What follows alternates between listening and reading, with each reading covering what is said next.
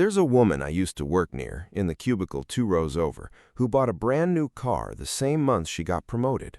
Nicer lease, bigger monthly payment, the kind of purchase that feels like a reward for finally making it. What she didn't do that same month was bump her 401k contribution to match the raise, or even open an email HR sent about the new tuition reimbursement program the company had just rolled out. 6 years later, she was still driving a car, just a different one, still leasing, still starting over every 3 years. The raise had shown up in her life instantly, in leather seats and a better sound system. The other stuff, the quieter stuff, never showed up at all, because nobody had made it visible to her. My name is Daniel, and that gap between what we notice and what actually builds wealth is the entire subject of this video. We're wired to respond to things that move. A raise moves. A new number on a paycheck lights up the same part of the brain that responds to a bonus or a win.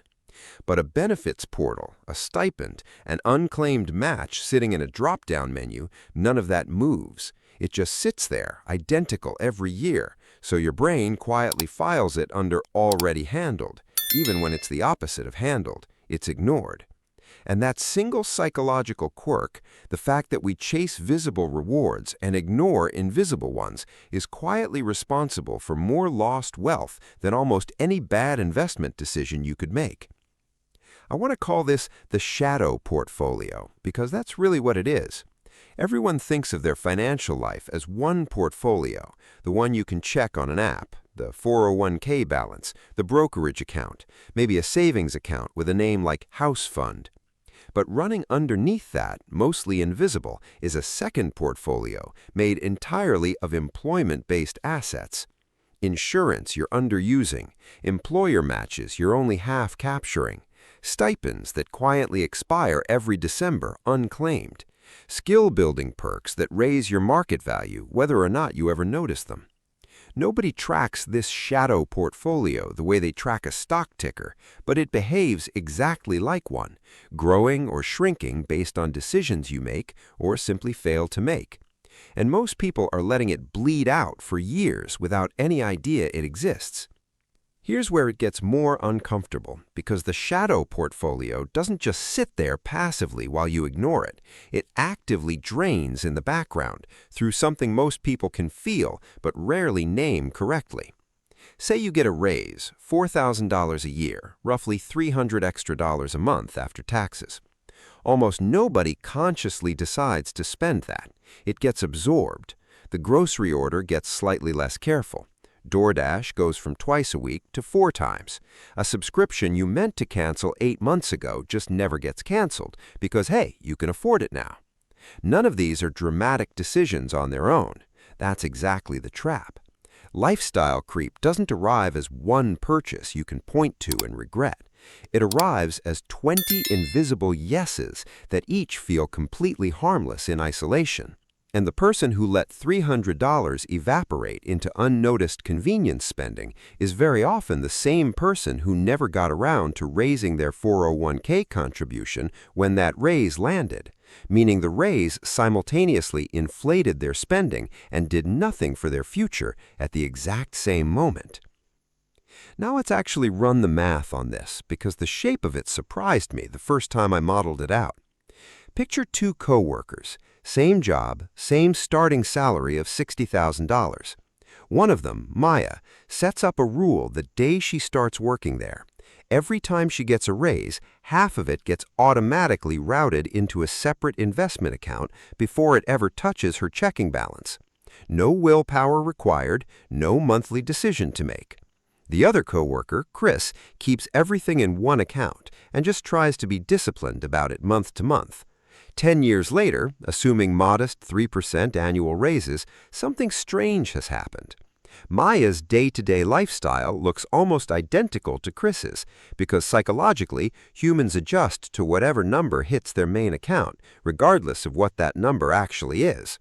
But Maya has quietly built close to $40,000 sitting in a separate account, built entirely from the halves of raises she never let herself get used to spending. Chris has nothing extra to show for a decade of raises except a slightly nicer apartment and a car payment whose origin he can't even really remember agreeing to. Same income, same employer, same decade, wildly different outcomes. The difference wasn't discipline in the traditional sense people talk about. It was designing a system where discipline was never required in the first place. This is actually a good place to pause, because if this kind of thinking, the quiet mechanics running underneath ordinary financial decisions, is the kind of thing you find genuinely interesting rather than just mildly useful, that's exactly who this channel is built for. I'm not interested in fear-based doom content or telling you the economy is rigged and there's nothing you can do. I'd rather help you notice the actual levers sitting in front of you that most people walk past. So if that's landing, go ahead and hit subscribe, because we dig into this kind of behavioral money pattern every single week.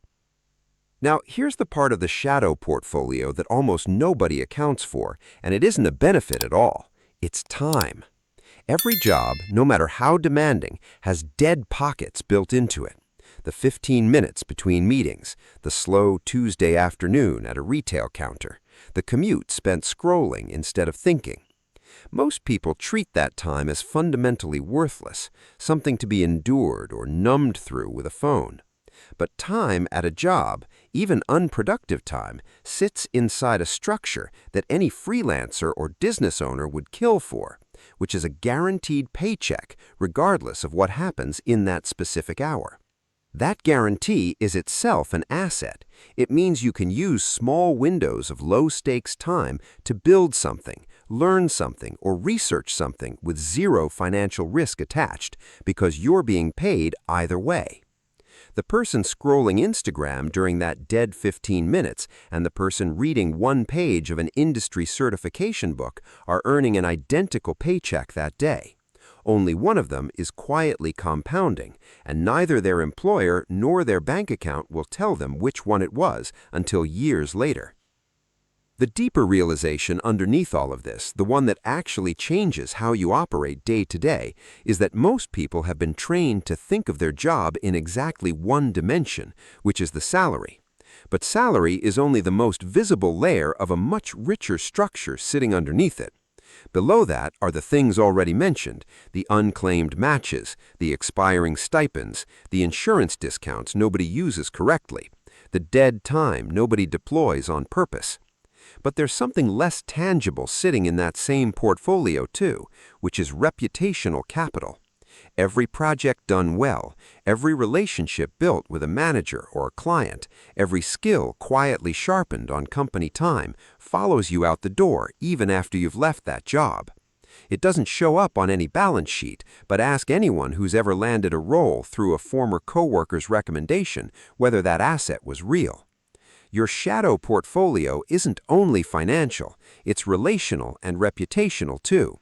And most people spend 8 hours a day building it completely by accident instead of on purpose. Here's what I find almost unsettling the longer I sit with this. The people who end up financially comfortable 10 or 15 years down the line rarely got there through one dramatic decision. They didn't quit their jobs to day trade, and they didn't stumble onto some secret investment nobody else knew about. They simply paid closer attention to the boring, invisible parts of their working life.